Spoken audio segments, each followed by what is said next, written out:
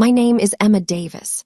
I'm 32, a freelance journalist from Michigan, and last winter I learned that sometimes family can break your heart more quietly than anyone else ever could. Every New Year's Eve, our family gathered at the lakehouse, laughter echoing across the frozen water, the smell of barbecue in the air, lights strung along the dock like stars.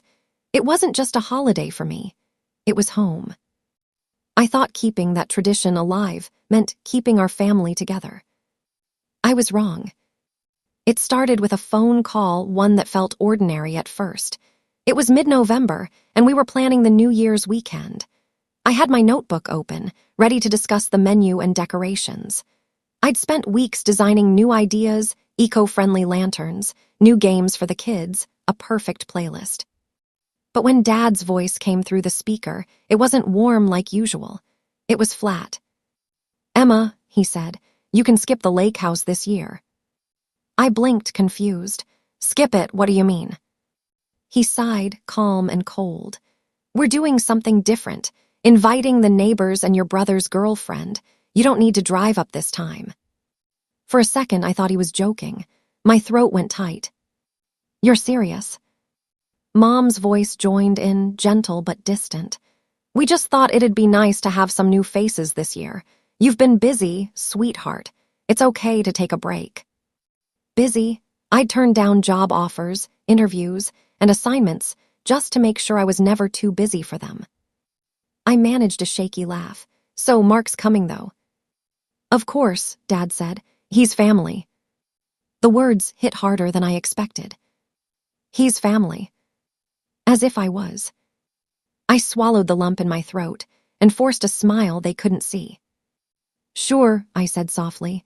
"I get it, I'll sit this one out." When the call ended, I sat in silence, staring at the blank screen. My chest ached. For years, I'd been the one who made that place come alive. The lights, the games, the warmth, it was me. And now they were choosing to celebrate with strangers. That moment broke something, but it also woke something up. I wasn't going to beg for a seat at their table. I grew up believing that the lake house was our heartbeat. Summers fishing with Dad, winters by the fire, Mom humming old Motown songs while cooking. Dad, Daniel Davis, was an engineer, quiet but proud. Mom, Grace Davis, the kind who loved tradition and perfection. And my brother, Noah, 3 years older, the golden child. I was the one who stayed, the one who showed up, the one who cared. Even when I got older and Noah moved to Chicago for his banking job, I never missed a single New Year's Eve. I'd haul boxes of lights, plan the menu, help with the boat, even when it meant giving up opportunities that could have changed my life. One year, I turned down an interview with a major New York magazine because it fell on the same weekend as the lake house tradition. I told myself family mattered more. Looking back, I don't know if I was devoted or just desperate to be seen. Mom once told me, "Freelance work isn't steady, honey. You should find something real." But writing was my heartbeat.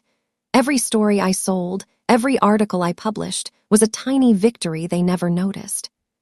Until this year, when I finally broke through. Just a few months before that awful call, one of my pieces had gone viral, a feature about small-town musicians in Michigan. My editor told me it was one of their best stories that year. For once, I felt proud. Seen. I imagined showing my parents Dad's approving nod, Mom's proud smile. But when I mentioned it over dinner last spring, Mom said, "That's nice, dear," and went back to her phone. Dad grunted, "Freelancing's risky. Noah's got stability." I laughed it off then. I didn't know it would be the beginning of a slow erasure. That night after the call, I sat in my tiny apartment, replaying Dad's words. "Traditions are for parents. You can skip it." I thought about every late night I'd spent perfecting those moments. The laughter, the lights, the meals. They'd all meant nothing.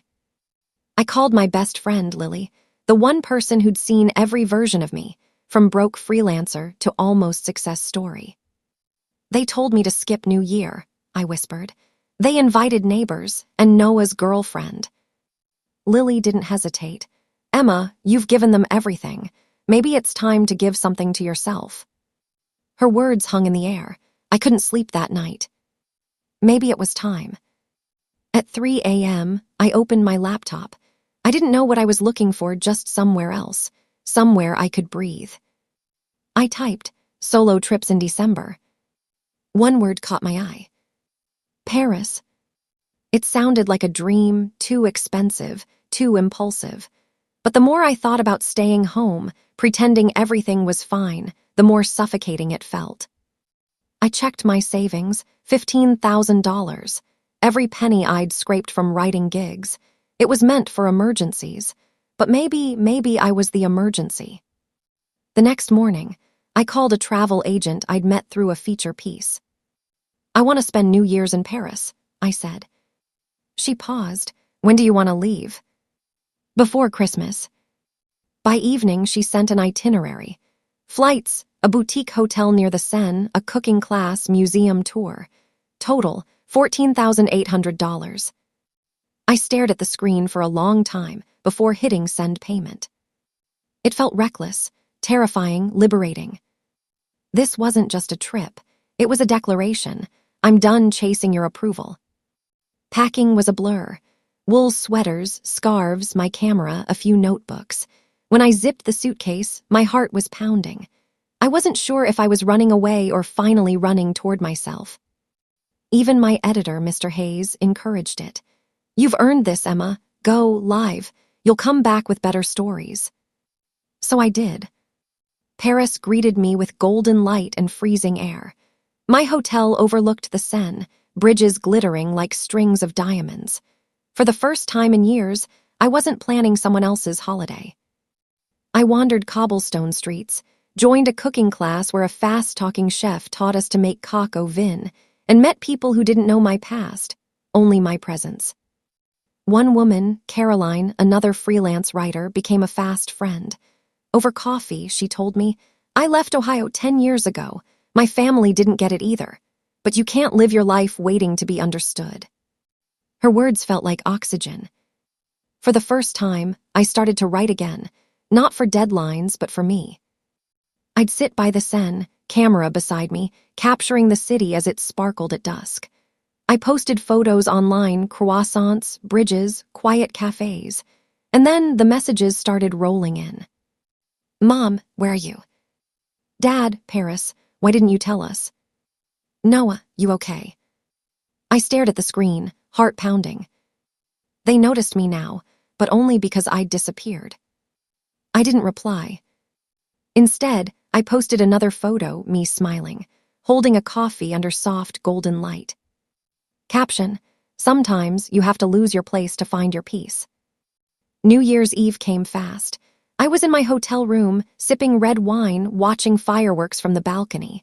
The Eiffel Tower shimmered in the distance. My phone buzzed, a video call from Dad.